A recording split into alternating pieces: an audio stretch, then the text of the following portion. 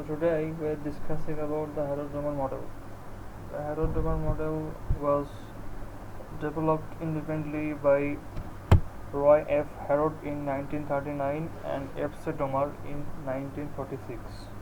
So basically the theme of this model is that the economic growth rate of a country depends on two things, and these are the national savings of that country and the productivity of the capital investment, which is also known as the capital output ratio. So to explain the model, we have to first assume some assumptions, and they are: investment will be always finance to saving. That means investment and finance will be same. The next one is we have to assume that a full employment level of income is already exist in that country. The third one is to explain this theory, we have to assume that the model is based on a closed economy. That means there will be no intervention from the foreign countries, or the government will not intervene in the internal matters. Next one is MPS, meaning marginal propensity to save will always remain constant, and there will be no depreciation of capital goods. So to put it in a simple way, we have to imagine a country saves a certain level of saving and then increase and then invest it, then he gets a higher capital stock, and higher capital stock leads to a higher economic growth.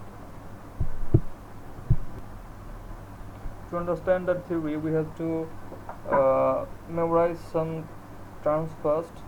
Here S equal to saving, I equal to investment, and del K represents the difference between the two consecutive capitals, and here C represents the capital output ratio, and that's all. So here we see the saving, which is S equal to a proportion of Y, that means SY, and I equal to del K. So we have to imagine that del K means the difference between two consecutive capital. For an example, if a country produces output of 10 units and it saves 2 units, so the 2 units will be invested in the next year. So if we subtract 12 minus 10 equal to 2, so the difference is 2 units, and the difference will be the investment, which is equal to I, and C represents the capital output ratio, and if we add a del, so we get C equal to del K divided by del Y. From there we multiply this thoroughly and we get del K equal C del Y, and from the assumptions where we got S equal to I, so to mix those things around, we finally get S equal to SY equal to C del Y equal to del K equal to I, and from there we can write SY equal to C del Y. If we transfer this left hand side Y to the right hand side, we get del Y by Y, which typically denotes the growth of the output, and if we transfer this C from right to the left, we get S by C. So basically we get del Y by Y, which is equals to growth. So growth is equal to savings divided by capital output ratio, which is S by C.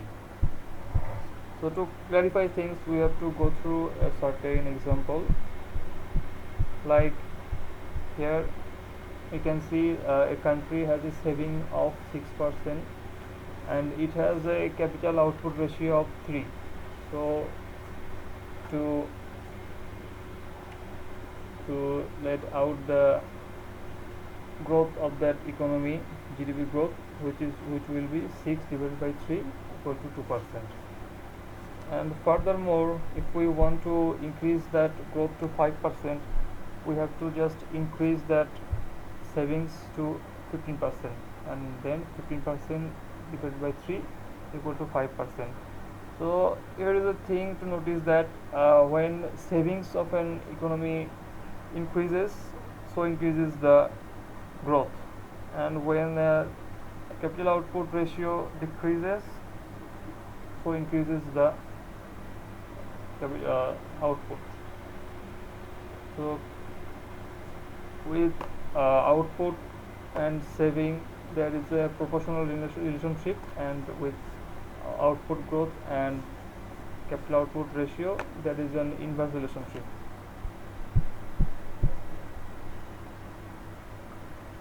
That's all about explanation. Now if we go through the criticisms, we can find that the Harrod Domar model was basically designed for developed country. It didn't aim for the developing or underdeveloped countries, and it is inappropriate where a country is finding it difficult to find their food, shelter, etc. So it will be inappropriate for them to find for a solution like that, like Harrod Domar model.